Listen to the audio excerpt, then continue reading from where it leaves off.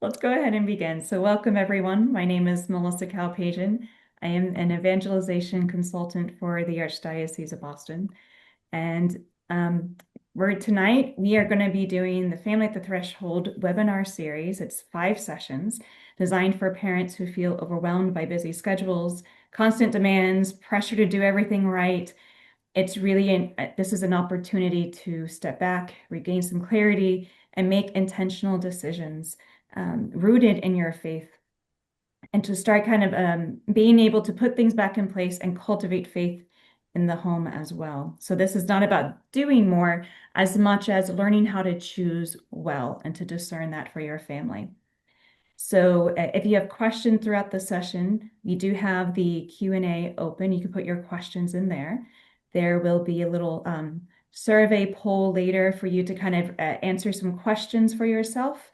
And we'll decide at the end, see how things are going, how people are feeling, if we want to do a large group discussion or a breakout session. So to do this webinar series for us, we have brought in Rejoice Counseling. The Rejoice Catholic is a Catholic counseling ministry dedicated to restoring the gift of counsel in the heart of the church. And our presenter is Dr. Larry Freeney. Dr. Larry is a licensed professional counselor supervisor in the state of Texas and serves as the Director of Education and Assessments at Rejoice Counseling Apostolate. He has extensive experience in psychological assessment, counseling, and education. He's actually in Tucson right now for his psychological assessments. He serves as a vice president for Generosity Inc. and hosts Fully Alive on Radio Maria. He's also a devoted husband and a father, an adventure seeker, and above all, a faithful disciple of Jesus Christ. So tonight, our first session, we're going to name and examine the forces that help make us feel overwhelmed and exhausted to kind of give us a foundation for the future weeks of how to respond to these pressures. So with that, Larry, I'm going to turn it over to you. Thank you so much for that introduction, Melissa, and thank you once again for inviting me to be here. So before I get started today, I want you to think about these questions. So these questions are going to come up again at the end of the session, but I want you to keep them in mind as I'm presenting and see what stirs, what comes to mind, what connections are made. So the first question is, which of the four forces, now I know you don't know what the four forces are yet, but we will get there, but which of the four forces resonates most with your family right now? All right, that's question number one. Which of the four forces resonates most with your family right now? Question number two is, which burden, is it performance, provision, or presence, do you most carry heavily at this time? Which is heavily burdening you or your family at this time? And finally, what question has this session raised that you'd like to explore more, that you would like to learn more about? All right, so as we're about to get started, keep those questions in mind. And of course, if you have any questions during the presentation that come up, you can put those in the Q&A and we will get to some of them throughout. So when life never stops, understanding the pressure parents, not just any parents, but Catholic parents feel today. Now you're probably wondering, Dr. Larry, who are you to give any parenting advice? Do you even have any kids of your own? Well, I'm so glad you asked because I do. Surprisingly, I have four, almost five children. I have a 6-year-old, a 4-year-old, a 2-year-old, a 1-year-old, and I will have a newborn in April. And that 1-year-old just turned 1 yesterday. So yes, you can do the math. The good Lord said, go forth and multiply, and I took that personally.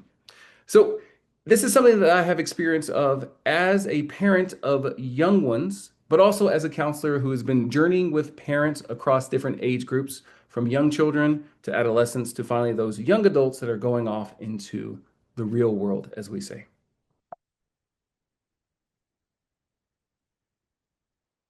Whoops. All right. So if you currently are, have ever been running on empty, then this presentation is for you. So the good part about this, now you may have heard some ministry or some speeches or presentations on the faith formation side of this, but this presentation will be rooted in neuroscience and some psychology. It'll be also rooted in our faith, and it'll be immediately practical. So I don't want to just give you these big fancy theories and these cool things that work in a laboratory. I want to give you things that work in your homes and in your parishes today. So we're going to figure out what is happening within our body, give it words, and be able to how to process that and use that. We'll look at Catholic anthropology and how that fits in with the neuroscience. So we have ancient wisdom coupled with modern science. And then finally, like I said, those insights you can start using today to begin seeing improvements in your family life. So what we'll be covering in these 60 odd minutes, first, we'll have the moment of recognition. We're going to be naming what you already feel, but maybe you weren't able to articulate. Then we're going to talk about those four forces. Remember, that was question number one. The four forces of cultural acceleration, fear, overstimulation, and comparison. Then we'll look at your brain under pressure, the neuroscience of chronic stress, and what it reveals about modern parenting. We'll have the spiritual dimension, so what the church says about rest, the human person, and pace. Finally, I'll give you the framework, a new language or new language for what you're carrying and how to set it down. And finally, we will end with a Q&A where your most burning questions will get put into a pot and hopefully I will answer them live. Unless you're watching this recording, well, then it won't be live, but you missed out. So first, let's start with this opening reflection. And this is from the Gospel of Matthew. Matthew 11:28. Come to me, all you who are weary and burdened, and I will give you rest. And once again, I told you earlier that I am a parent of littles, 6 and under. So there's a scene in Avengers where the Hulk says, "That's my secret, Captain. I'm always angry." Well, this is my secret. I'm always weary and burdened, right? It's kind of the cross we bear as parents. So my question to you, this first question, this first reflection, you don't have to answer it, just to bring it to your mind is, when did you last feel truly at rest? When did you have a moment to pause and not feel that you were constantly on call? That you could slip away for a little bit and get some peace and quiet? Just in that moment, right? Or maybe taking a moment of Sabbath. So think about that as we shift into presentation. So the numbers, unfortunately, do not lie. 68% of parents say they feel overwhelmed most or all the time.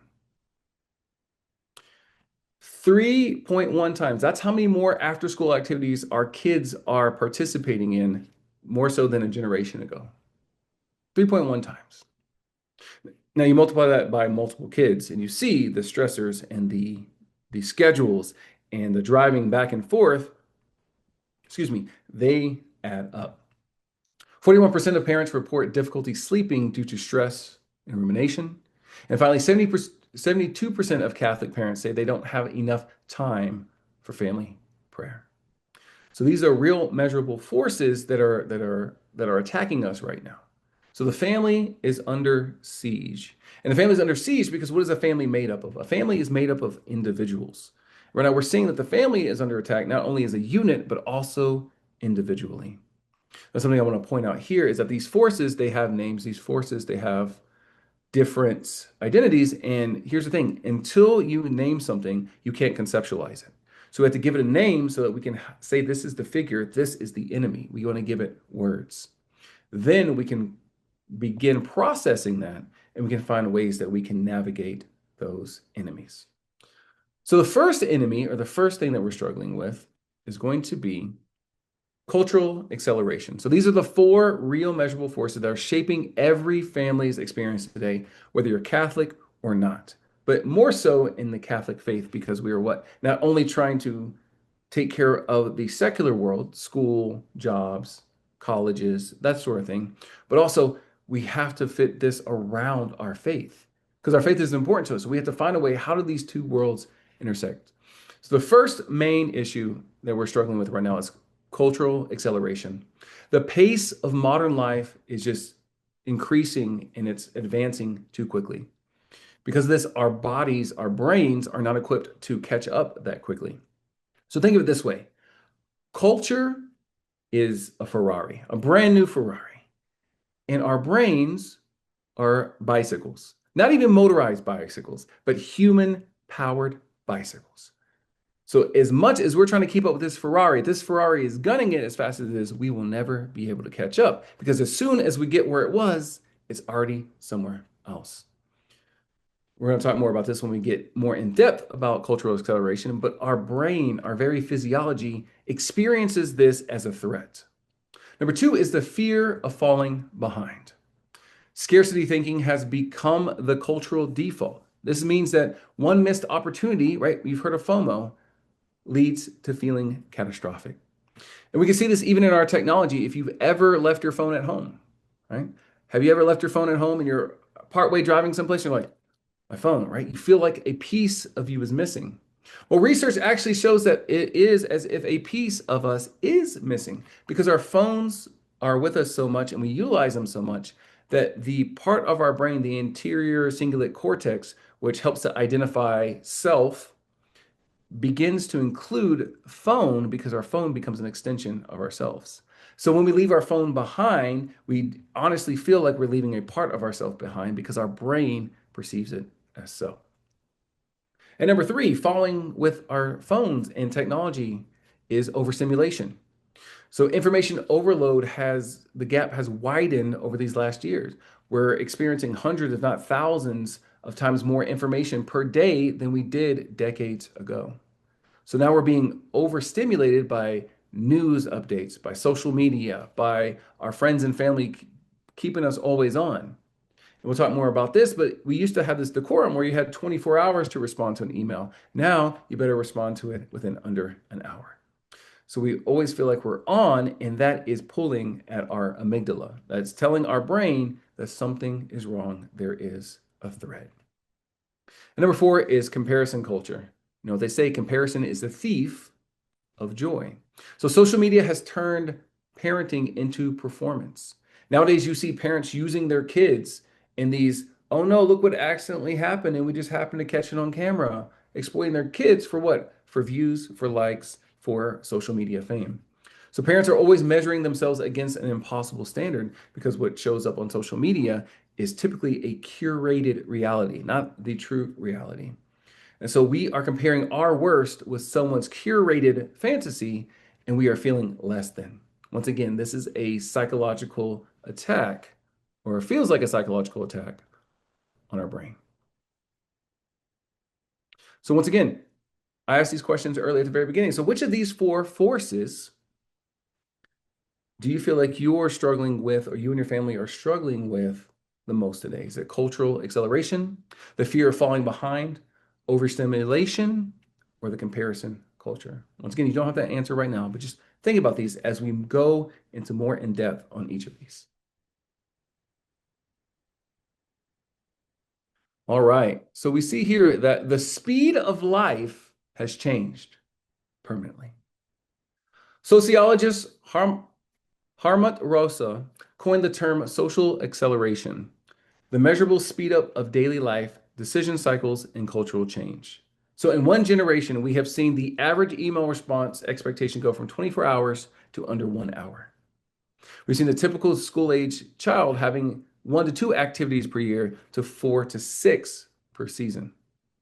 Our daily information exposure from 500 messages, and this is total, so for at work, in communication with friends and family, driving to work, these kind of things, right? There's about 500. Now we are bombarded with over 10,000 messages every day. Now, working parents, their average leisure time was about 3 hours or a little bit more every day. And now we're experiencing under an hour and a half. We can also see that we used to have one family car, one car for the entire family, but now we have 2 cars, we have 2 school calendars. You have kids, heaven forbid, they're at different schools, so you have to now align that with your job. And if you don't work, then it's all right. There's just so much going on around our schedules. Dinner used to be at 6 o'clock, and now we have drive-through meals if we can even do that in between the games and all the other responsibilities.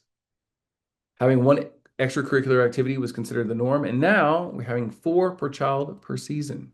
They're taking swim, they're doing soccer, they're doing football, they're doing track, they're doing cheerleading, cross country. The weekend used to be a time of Sabbath, of rest, but now we are utilizing it to catch up. I like to say that we need a 3-day weekend every weekend. We need one day to do chores to catch up. We need one day to do social things to connect with our friends and family. And then we need one day where we just simply rest.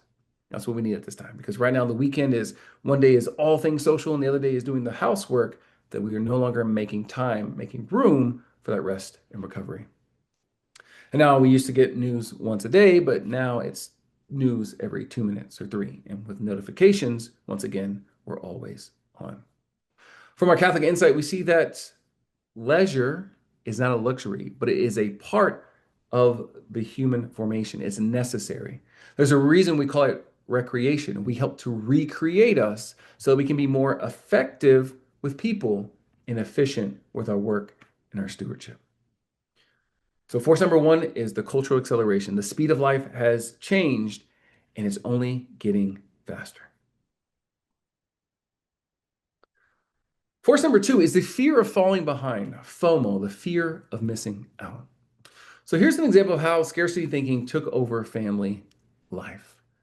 So there's this idea within us, it's called the neuroscience of not enough. So scarcity activates the amygdala, which is the threat center, the threat detection center of the brain.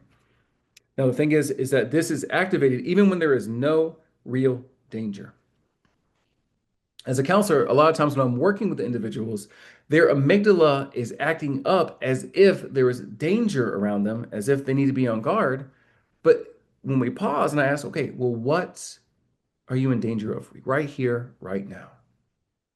And sometimes they'll say something like, what could possibly hurt you right now? And maybe they'll say the ceiling could collapse. I was like, that's true. The ceiling could collapse. Now, is there any indication that the ceiling is going to collapse? Well, no. Are there any cracks? Is there water dripping from it? No, there's no indication. Right? And we can go and name all these different things that could happen. Like a car could run over the curb and go straight into my house. They could do that, but is there any indication that that's coming? So even when there's not a real threat, our amygdala can hijack our brain. And when that happens, our executive functioning, our prefrontal cortex kind of goes offline. They're out to lunch, if you will. So instead of relying on logic, we then rely on emotion, on instinct. So when parents believe that their child is falling behind, the body releases cortisol as if facing a real threat. So if you get a call or a note home from the teacher saying your child isn't performing as either of you think they should, or an incident happened at school, our body reacts physically as if we are under threat. So because the bear is not chasing us anymore and we don't have to watch out for snakes to kill us every day, instead, these trivial things, such as something's happening at school in this one moment, or our kid might be falling behind, our brain perceives that as a real life or death danger, even though it's not. Chronic cortisol exposure impairs the prefrontal cortex, the exact region needed to calm and to be rational. We also find that high or elevated levels of cortisol over a long period of time can have detrimental effects on our cardiovascular system. So cortisol and adrenaline are great when something is chasing us. They're not great when our phone alarm went off and we've missed it the first few times and we're late for work. So the result here is that decisions driven by anxiety tends to be the norm rather than those from our values. So what we say is that we're imitating rather than irradiating our unique values. And we know that our values are the part of us that if we don't honor them, a part of us dies. So I like to think of our values as our limbs, our arms, our legs. If you cut off the blood supply, if you don't honor your values, what happens is your arm will die. It'll eventually die and fall off. And kind of the same thing with our values. If we have these values that we truly value, they're a part of us, that we can't live without them. If we are not honoring them, then a part of us dies. We are not living in alignment, and therefore we're not effective with people, and we're not efficient with our stewardship. So here we get into the parental fear cycle. So here is kind of the activating or the activating event or the catalyst, right? Other kids are doing X. The fear is that because my kid's not doing that, my kid will be left behind. Like those who are doing, going to this club will then get to know all the important people of our city, and then my kid is not, so they'll get left out. The amygdala fires. We have to act. This is life or death. And then we have to add in another activity or commitment to show that we are doing what's in the best interest for our kids, so that our kids can get into a good college, so they can get into a good career field, so they can work for 40 years and finally retire with the white picket fence, the house, the two was it 2.1 kids in the golden retriever. But this here leads to what we call exhaustion, resentment, and less peace. So resentment is a big one. And resentment is the kind of the fruiting body of another emotion, which is known as envy. So envy is saying that maybe we are doing everything for our kids, but we're not taking the time to rest in ourselves. So because of that, we can become envious that our needs aren't met, or we become envious that our kids are not having the same opportunities as other parents. Remember, comparison, and we'll talk more about that later. So that envy begins to then fester into resentment. And we know that resentment causes higher rates of cortisol, rumination, right? And a plethora of other disadvantages. So we repeat and then we get stuck in this cycle. And St. Thomas Aquinas says, fear is powerful enough to cloud reason and will, but faith restores what fear takes away. Remember, we don't want to be acting from fear, right? We want to be acting from faith. So in my coaching program called Fully Alive, where there's this idea that I call it as the eretic gap. And that comes from the word arete, which is coined by Aristotle, which arete is basically loosely translated into human flourishing or excellence across all levels. So the eretic gap is who we are in actuality right here, right now, and who we could be in potentiality. Now, fear is going to stop us from crossing that gap. We do that through seeking out the virtues, by developing our skills, learning what God placed us here for, and giving that back to the world as service. So what we see is that fear will tell us that we're being prudent, right? Fear will tell us that we are in a series of discernment, right? But if we look at the Bible, God never tells anybody not to do something because they're afraid. In fact, he just tells us simply, don't be afraid, right? I think it's 365 times exactly, one for each day of the year. Do not be afraid. But what happens is we are driven by fear. And when we're driven by fear, then we choose things that aren't in our best interest. We choose from survival and not in this sense of arete or thriving or flourishing. And then we create this cycle. Because remember, according to Hebb's law, neurons that fire together wire together. So this parental fear cycle, right? We start to form the highway, the cognitive architecture of our very brain that makes this type of cycle much more easy because this neuron fires this one, which fires this one. So then they form together, they wire together. So it becomes one motion. So literally, we have a brain that is adapted to do what we continue to do. So that verse in Romans that says, do not be conformed to this world, but be transformed by the renewing of your mind. That's not woo woo like, oh, that sounds great. That's physically renew your mind by making different choices, which will then lay out a new pathway for your brain to function at. And then it'll make the virtuous decisions much more easy.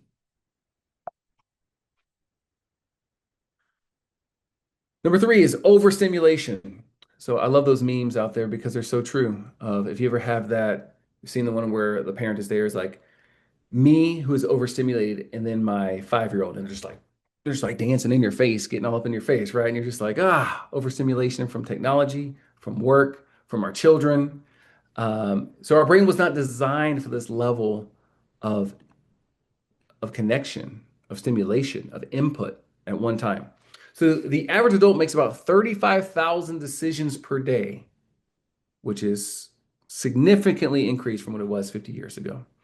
So much so that you probably heard that Steve Jobs would try to avoid decision fatigue. So willpower is basically based in our decision fatigue. So willpower is a renewable resource. But if we're burning out and we're not taking care of ourselves, if we're not recreating, we're not replenishing, then what you'll find is that we begin to drain ourselves. And so we start making good decisions at the beginning of the day, and then as it gets closer to lunch, right, it falls off. Right? They actually did a study of this, and I think it was in Israel, where they had looking at the ability for parole. And so the closer you were to the very beginning of the day, your likelihood of getting parole was high. As you got closer to lunch, it fell off to zero. After lunch, it was renewed again, but then at the end of the day, it was basically zero again. So, fun fact, if you ever get in trouble with the law and you're going before the judge, make sure it's first thing in the morning or right after lunch. At the end of the day, it's not going to be in your best interest. But going back to Steve Jobs did not want to waste his valuable willpower to make important decisions. He had the exact same outfit every single day. his blue jeans, and his black turtleneck. He never had to wonder, what am I going to wear today? Right?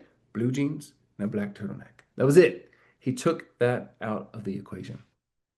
Because if not, he would have what we call decision fatigue, right? Every decision depletes prefrontal cortex reserves, right? Remember, it is a tank and we have to replenish it. By evening, the rational brain is spent and the emotional brain takes over. So research calls this decision fatigue. So basically what happens is you have this ability to make decisions, but you waste it on, should I wear these shoes or those shoes? Well, I wore those shoes yesterday, so I'm gonna wear these shoes. Then should I wear these pants, right? So we're using up all our decisions in this moment. Should I take this way to work? Should I pick this up? So when it comes to the big stuff, our reserves are drained and then we have to rely on our emotions. So our amygdala gets activated again because we're in fight or flight mode. We don't have the willpower to make decisions, so we have to make it based on instinct. There's also a thing called attention residue. So switching tasks. So here's the thing. We like to lie to ourselves and say that we're really good at multitasking, and we're not. We cannot multitask. We're not able to do two things simultaneously. What we're actually doing is called uh, task switching. So we're switching back and forth between the tasks. And what we have to do is we're doing one, we stop that, we do this one, but our brain is still logged onto this one, right? And then we stop doing that one and we're logged onto here.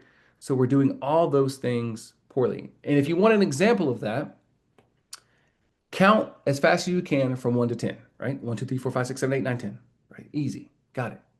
Now, do the same thing but with letters of the alphabet, right? A, B, C, D, E, F, G, H, I, J, K, right? We can do that easily.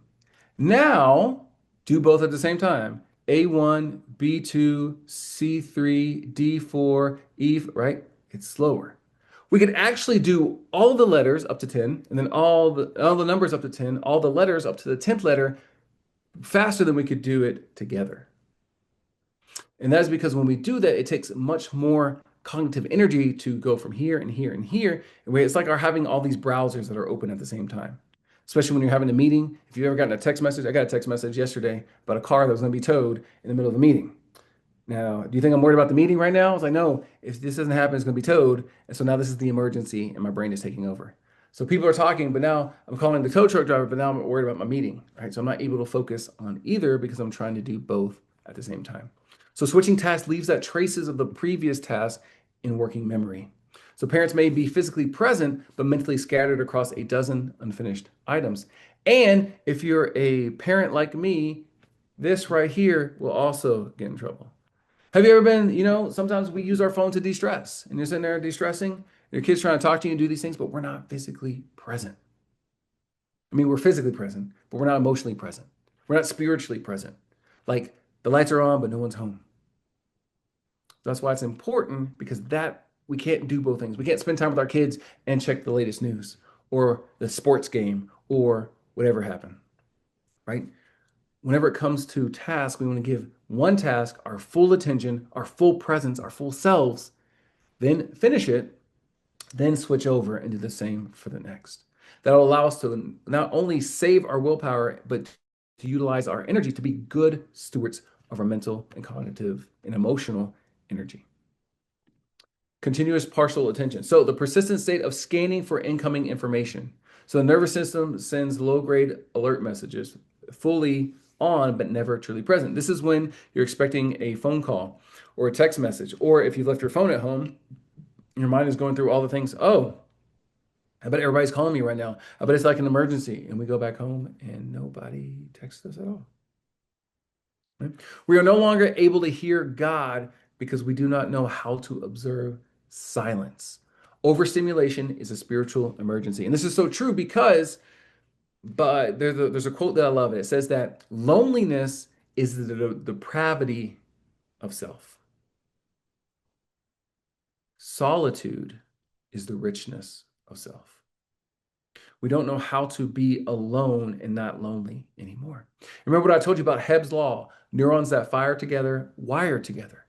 So that means that every time we keep switching or every time we're looking for that next text message or what's going on. Have you ever had that phantom text vibrate where you're like, oh, someone texted me and no one texted you? Because your brain's doing things, right? Your brain's expecting it. Your brain's, oh, you should have got a text by now. Let's check it. When we do that, not only is our mental energy drained, Not only is it fragmenting our mind so much so that there's a new disorder that they're calling fragmented attention disorder. So a lot of people think they have ADHD, but they instead have the slot machine brain, where it's like, oh, I need that new quick hit of stimulation. Let's see something. Let's scroll, right? We get that new hit, that new hit, that new hit. So you reinforce Hebb's law. You reinforce the neuronal pathway for that quick fix of information, and you don't reward your brain for focus. So the reason that we're not able to hear the voice of God is because we have adapted our brain to not hear the voice of God. Think of your brain as a walkie-talkie. It is not on the same frequency as God anymore. It's on a frequency on the noise of the world. Comparison, the robber of joy. We are built to compare, and now platforms are built to exploit that. So we're built to compare because what we are social creatures. We are social, I said social individuals. I know it sounds weird, but we're social individuals, right? Social comparison theory says that we evaluate ourselves by comparing ourselves to others. It's hardwired into our social brain. So this is not a clinical term, but a law term is pleading insanity. And so insanity is very much a societal disorder, not an individual disorder. You can't say that someone is insane without baseline referencing them against someone else. Now, what's insane in one culture may be perfectly normal in another culture, right? We're not going to get over the ethics and the morality of it, but in our culture, it is not okay to eat people. Like we do not do that. It's not okay. But there are certain cultures where they do that. To us, that's insane. To them, that is normal. Is whatever your baseline, your norm group is based on. That's why when you do psychological assessments, you're assessing these individuals against a baseline, a normed group.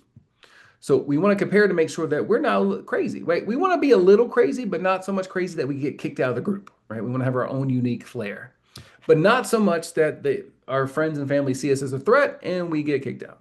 We want to be we don't want to be too normal, but we don't want to be the craziest. We want to be in the middle, right? And that's how society works as a whole, but that's how we work as well. So the upward comparison triggers cortisol. So seeing others doing better activates a mild threat response in the brain.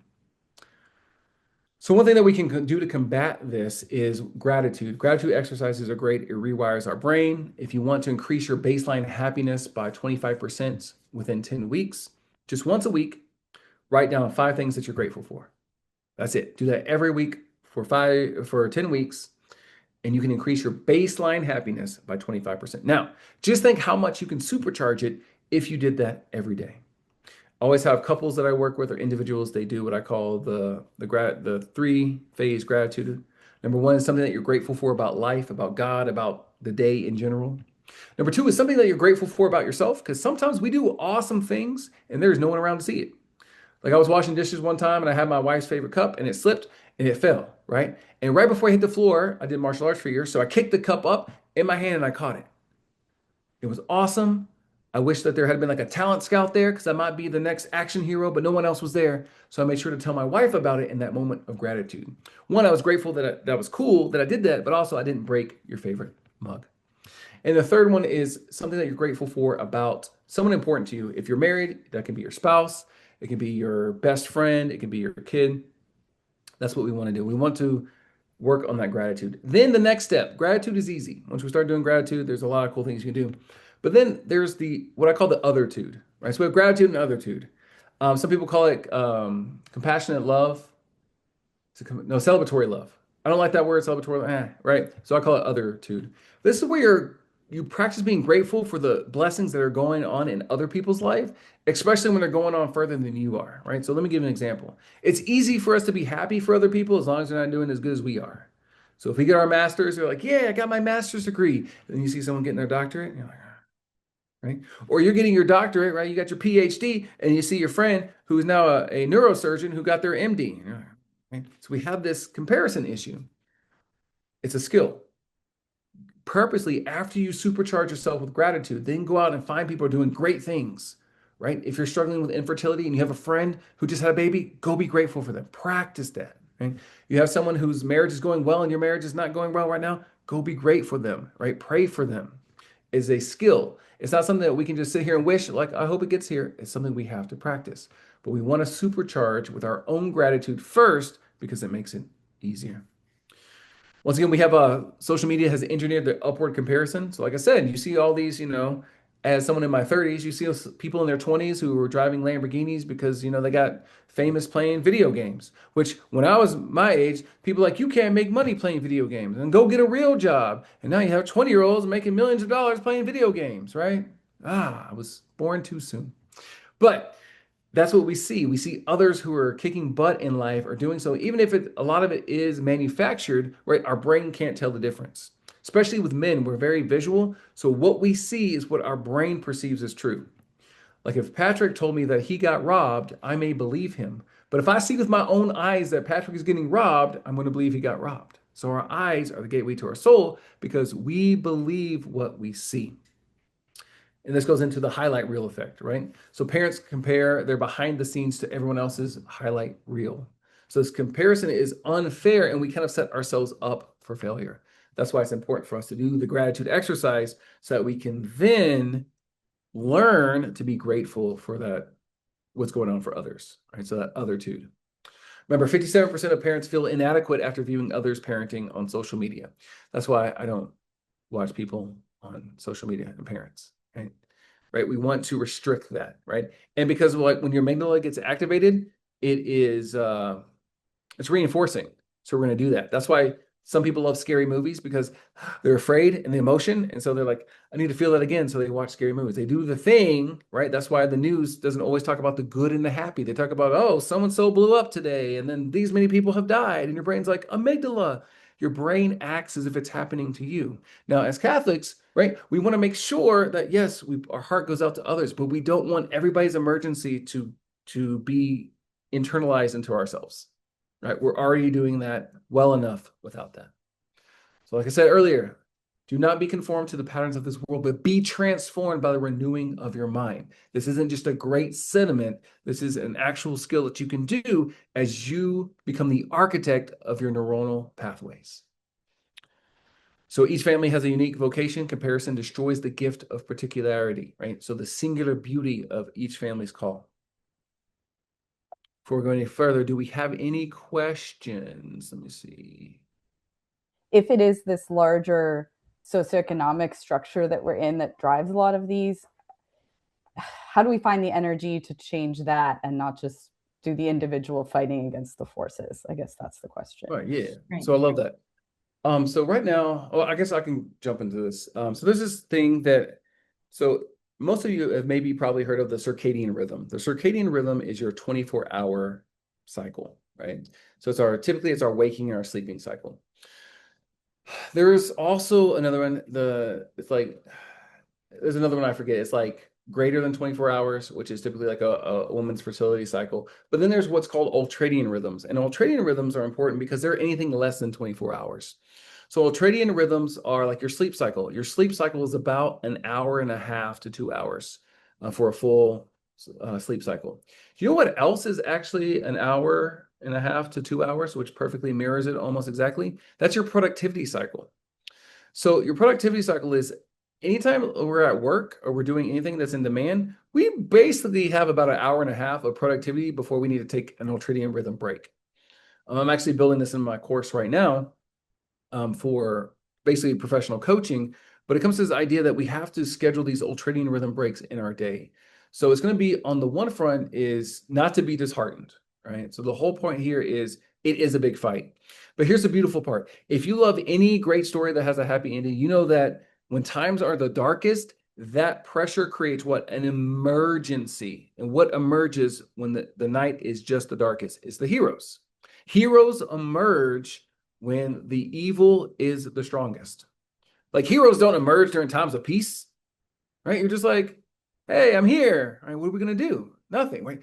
It's in those moments that create the catalyst that we need for those heroes to emerge. So that can be, you can become first the hero of yourself and the hero of your family, right? You're going to be building those small little parts. Because what did John Paul II say? He said, where the family goes, so goes the whole world.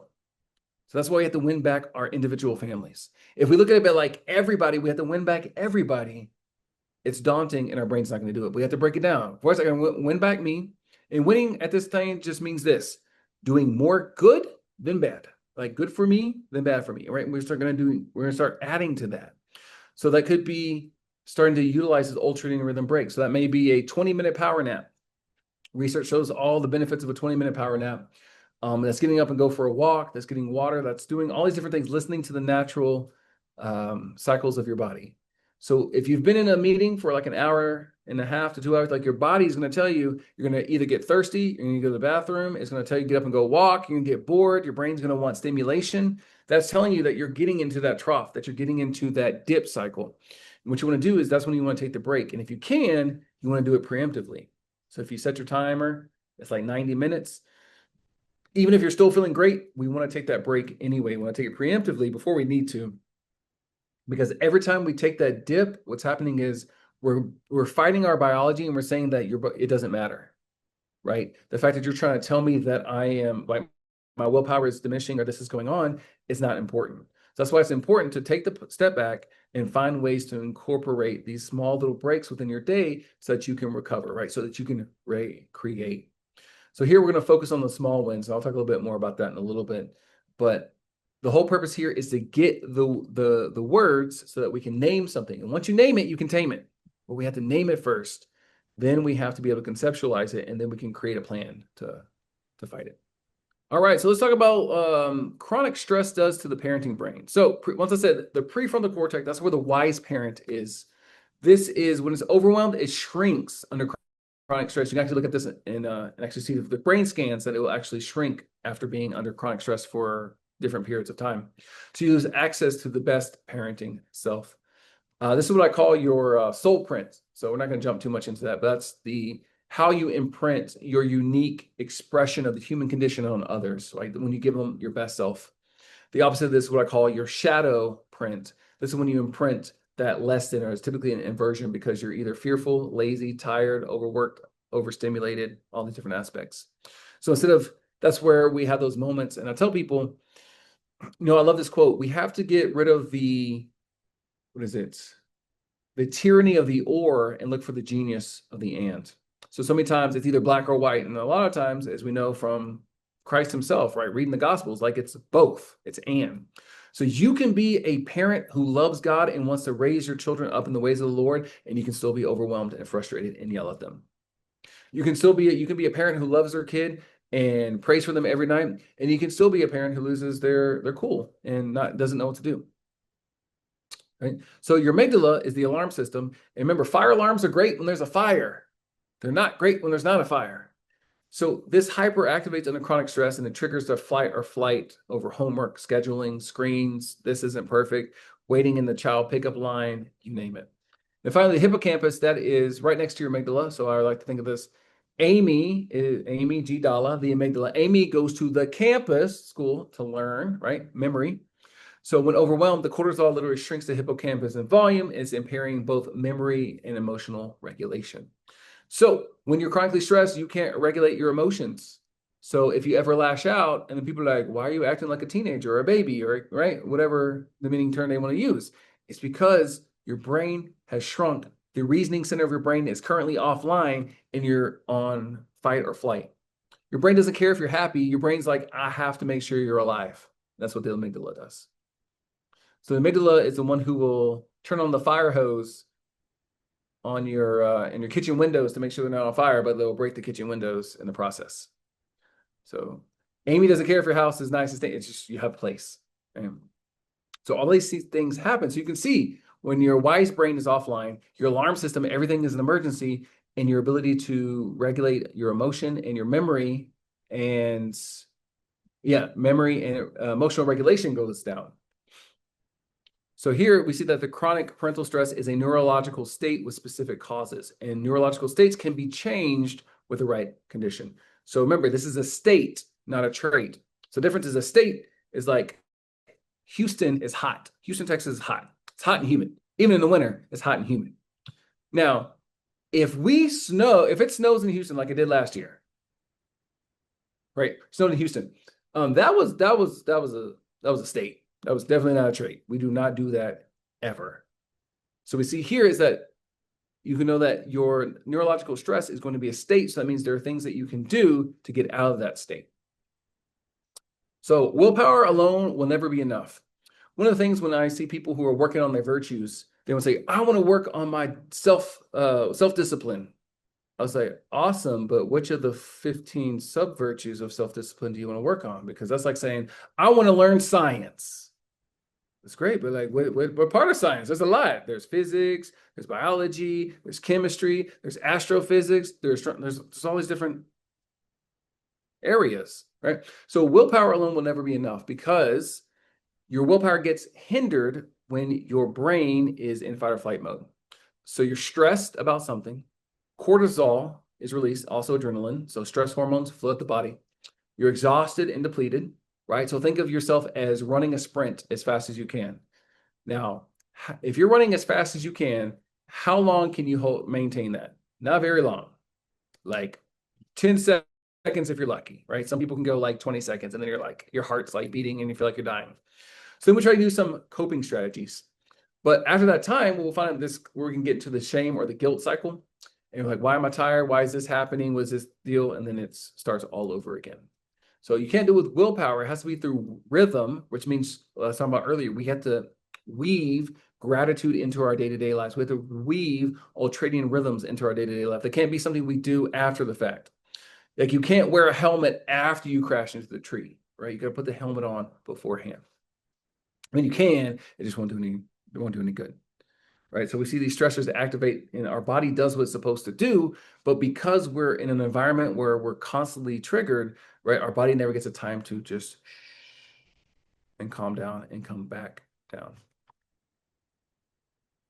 So we know Sabbath is rest is sacred and commanded, right? So this is ancient wisdom meets modern science. Neuroscience, it shows that sleep and rest are essential for prefrontal cortex restoration. The brain cannot sustain attention without downtime. So everybody in here, including myself, and so I'm pointing at me too, you need at least 7 to 9 hours of sleep every night. 7 to 9. And don't be that person who's like, oh, but I can manage on 5, right? Here's the thing about the brain.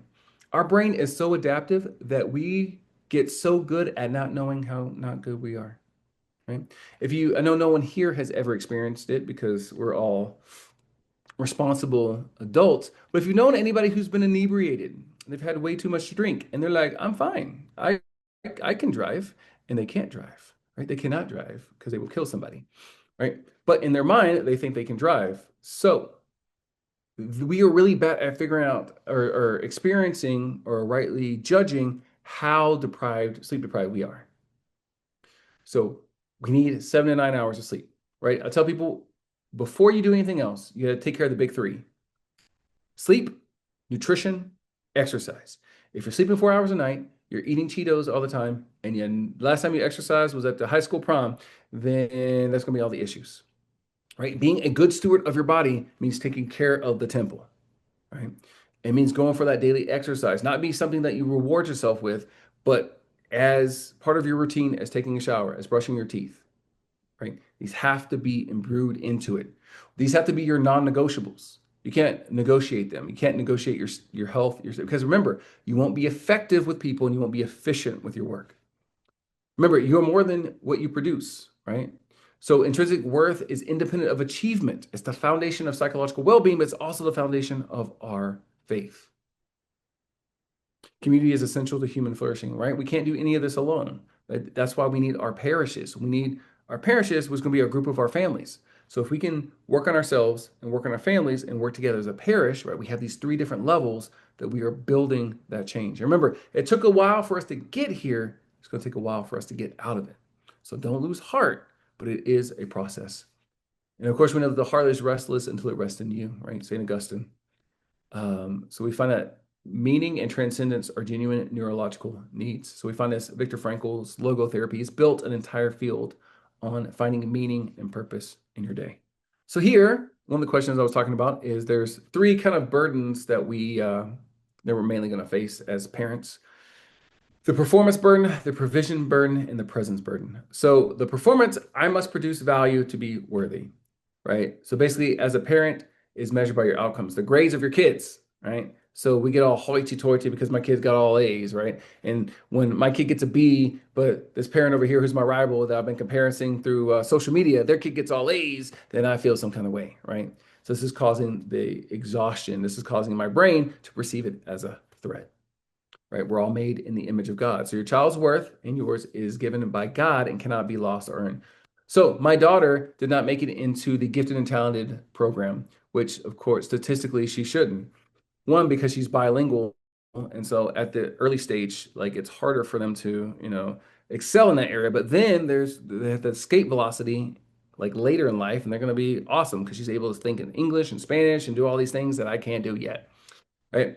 Um, but also it's only for the like you have to be better than 98% of your peers. Like they only take the top 2%. I was like, my daughter's smart and she does other things, but is she in the top 2%? Probably not. Like statistically, it's not a thing. I didn't get a big deal about it. My wife, though, was all like, should we dispute it? I was like, no, we should not dispute. She is 6 years old. Let her enjoy life before we destroy all that with comparisons and performance. Right? But it's the thing that we do. Because if my kid is not gifted in performance, but Melissa's is, then I'm very upset. Because I think Melissa's better than me. She's clearly a better parent because her kid got into gifted and talented and mine didn't. Right? We make everything this game. And it all comes back to society and school. Right? School, we learn that what? Kids who get straight A's are better because they get a pizza party. Right? If you get a B or two, maybe better next time, right? So we carry that, and sometimes we try to live vicariously through my kids. Well, I didn't do the thing, but my son's going to be a doctor, and so I'm going to live through this. We see we're wasting all this emotional and spiritual and mental energy doing these things that aren't truly mattering. Next one's going to be the provision burden. I must manage everything perfectly. So you have to control, coordinate, optimize every aspect of your life. You have to have hypervigilance and not let no downtime because Jonathan down the street is playing soccer right now. You want to play for the FIFA World Cup one day? You better get out there and start playing. Or you got to do all these things. I have to manage all your stuff and manage my stuff as well. So we think of providence, right? We are all called to a faithful stewardship, not total control. Right? Remember I talked about the shadow print? This is where this can show up, right? We have this kind of controlling mechanism rather than this stewardship. Right? And finally, the presence burden. I'm always failing someone. So this burden says that you're never fully in one place. You're partially here, you're here, you're here. And we see this, I see this a lot with working moms. So like they want to fully be a mom, but also fully be a professional because that's what they feel like at work. They call them to fully be a professional, and at home they're calling them to fully be a mom, and they can't do both, and so they feel like they're failing everyone. That causes stress, right? So remember, Christ himself was one moment at a time, right? He didn't rush. He didn't hurry, right? He had the patience of nature. So name your burden. So which of these burdens weighs heaviest to you right now? I know we're running out of time, but I said the Spirit's going to go, the Spirit's going to go. But performance, provision, or presence. So you don't have to answer this. You can just think about it. And if you want to, you can click on the screen right now and you can put in your answer. Don't worry. I'm not going to know who you are. I won't call you out.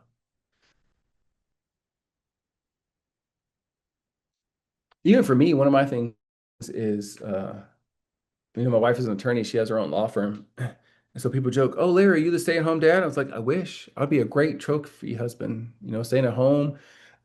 See, I don't know what a quiche is. Like, I kind of know, but I don't exactly know what a quiche is. But I was going to learn what a quiche was. I was going to make a quiche. It's going to be great. So is it performance? Is it provision? Is it presence? Or maybe it's a little bit of all three. And what does your body tell you about your stress level? You have a tight chest, disrupted sleep, irritability, because your nervous system will know before you do, right? Your nervous system knows kind of what's going on and what that looks like. And when was the last time you felt fully present with your family? Not managing, not worrying, but present, right? Fully engaged, fully there. So the good news here is that you're actually not failing. You're living in a system designed to overwhelm anyone. Remember, we weren't created for this. And so your exhaustion affects your neurology, right? And it's rooted in how the worry, as we talked about, the modern world is built. So driving forces, they're driving the overwhelm in your life. They're doing it at the individual, the familial, and maybe even at the professional level. But you were made for more, and the church knows this. So right now, many of you are doing the best that you can right now with what you have, and that's great. That's a great starting place because we have to start with a place of grace and gratitude, and we have to work from there. So that's the whole purpose of this series, is to know where the gap is and to know what we can be working on. Now, they say that the beach body starts in the wintertime. So for those of you who haven't started for this summer, it's coming up. I know y'all don't have summer for a while. Our summer is about to start. And so, the beach body, you already started. But you can start next year's beach body, but you're not just going to do one push-up and have the body that you want, right? It's constant vigilance. It's stewardship. It takes time and patience. Three things you can do this week. So the one is name your dominant burden. So write it down. Is it performance, provision, presence? Share it with your spouse or a trusted friend, right? Get it out there. One of the things we tend to do is we turn it in on ourselves when things get difficult. And so here we want to turn it out and we want to connect. It takes about 5 minutes. So labeling the motion helps to reduce the amygdala's activation by 45 to 50%. So one of the reasons that many of us get so emotionally overwhelmed is because there are 87 different emotions that have been identified in the research that we can feel and name in our body. And many of us only know mad, sad, and glad. So we have a lot of things going on that we don't know how to process or what to do. And so therefore it takes more energy. It's kind of like many people are afraid of not the dark, but they're afraid of the unknown, right? And when you know what it is, your brain's like, oh, that's fine. I'm not terrified of it. But when you don't know, that's when it causes more psychological, emotional, cognitive drainage. Build a 10-minute quiet threshold. So this could be a daily morning coffee, an evening walk where you are offline and quiet and disconnected. No phone, no podcast, no information, just going out. And if bonus points if you do this out in nature. If you have trees, you have wooded areas, it's called forest bathing. Now, what's really cool is God created creation almost as if by design. And so research shows that by forest bathing, called Shinrin Yoku by the Japanese, that you can increase your mental health well-being, so lower your rates of depression and anxiety. I think also your blood sugar and your blood pressure by spending time out in nature, just by walking in the trees. It has something to do with the aroma of the trees. Like it works synergistically with our bodies. So getting out in nature, right? We are intimately connected to nature, but we are so disconnected in today's world with nature. So 10 minutes, make it a daily non-negotiable. And also schedule a family compass conversation. So sit with a spouse or older child and ask, what one thing, if removed from our schedule, would give us more relief? So here's the thing, looking at the book Essentialism by Greg McKeown, right? Everything has a trade-off. You can have anything you want in this life, but you can't have everything. So to get one thing, you're gonna have to trade off other things. So if you're gonna focus on 2 to 3 things this year as a family, what would it be? What are the things that are gonna get the most priority? And what are you willing to trade for them? So working as a family kind of helps build this together. And with your spouse and your children, when people are a part of the process, they care more about what comes of it. So this has been When Life Never Stops, right? So understanding the pressure that parents feel today. Next time we will talk about reclaiming the center, building a family with purpose and peace. Now, I like to say purpose, replacing that with God, right? Because our purpose comes from God. So building a family with God and peace. I think they do it in our Catholic faith, but back in my Protestant days, right? There was the little sign that said, "No God, no peace, but you know God, no peace." So what you should carry forward from today, I can't make you carry it, but if you're willing to, here's some things. So the 4 measurable forces that shape family overwhelm today, that's cultural acceleration, fear of falling behind or missing out, overstimulation, and the comparison culture. Chronic stress rewires the parenting brain. In fact, it wires all of our brains in specific, predictable ways. The brain responds to stress according to its design. So you're not sick, you're not unwell, your brain is doing what it's supposed to do. It's just getting a lot more of the stimulation than we are used to. You may be carrying one or more of the 3 invisible burdens of performance, provision, or presence. Catholic teaching has long affirmed that science now confirms we were made for rest, community, and transcendence. And finally, the path forward begins with naming what is true. Clarity comes before change. And they say that consistency is the mother of mastery. So for us to experience more of this in our lives, we have to consistently do it. We can't just do, oh, well, Dr. Larry talked about gratitude today, so we're going to do gratitude tonight and then never do it again except for 3 weeks later, we're going to try it again, right? We got to consistently build these into our day so that we can bridge this into our life so it becomes the new normal. All right, any questions, comments, concerns, rebuttals, hilarious rejoinders, insights, musings, critiques, jokes? unfounded accusation, interesting facts. So far, there's no questions in the Q&A, but if people want to unmute themselves, I think we're a small enough group we could do that. To what degree is this neurological state that you're describing is also being experienced by like our young people, particularly like teenagers? This is a great book called The Anxious Generation, and this is why. Over-reliance, overstimulation. So the brain has developed during those crucial years to be more dependent on technology. And kind of the thing is that our brain likes to be challenged. And so what happens now that we have a challenging question, we don't sit and think anymore. We Google it or we use AI. And therefore that spark, that energy is now dissipated. Oh, we're like, cool, that's the answer. We don't wonder about it anymore. So we're seeing it a lot as even trying to hire, what are we at now? Even still Gen Z and going into Gen Alpha, like Gen Z, they're having lower rates of socialization skills. They're finding that in college, like they don't know how to like write papers, like they don't know how to form arguments, they don't know how to stand up to themselves. Like the dating culture at that age is weird because they don't talk to each other, right? They text. So a lot of it is going to be based on this over-reliance on technology. Most of them like connecting through Discord, connecting through online gaming, connecting through streaming, like all their like the things that they talk about are online, right? Back in the day, we would experience something like, we'd watch something crazy that happened on TV and we have to wait till the next day to see people at school to tell them about it. But now something happens and it's instantly da da da da da da da da. And now there's a current, the ship is sinking. We have to first like realize it's sinking, and then we start plugging up the holes before we start getting the water out. And also, one of the big things for me, especially because I have young kids, is they love to play. Like, so the love language of kids is play. So when a kid says, "Daddy, play with me," they say, "Daddy, love me." That's what they're saying. So now I have to be more conscious of that. So, all right, let's go play. Let's go love, right? And I always have to be the monster. I was like, why do I have to be the monster? Right? Anyway, but in those moments, you're help building. Like when we look at healthy spiritual, physical, emotional, cognitive development is from roughhousing and playing. There's a lot of research about that, especially dads playing with their kids about their emotional resiliency later in life. So as parents, as we're disconnected or we're going through our own stuff, right, we're not there for them. And so like we're having like this double disconnect. So we're not taking care of ourselves and our kids. We're providing the necessities, the physical necessities, but not the emotional necessities. And so that's also stunting their cognitive and their emotional development. Anything else you want to tell us, Larry, or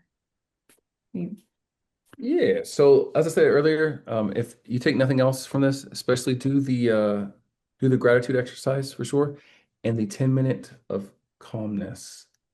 Whether that's just a place where you're disconnected, right? Through meditation, through prayer, whatever it is. You may have to wake up earlier before anyone else in the house to get this done, but there's really something sacred about that that helps you prepare for the day because you want you to happen to your day, not your day to happen to you, right?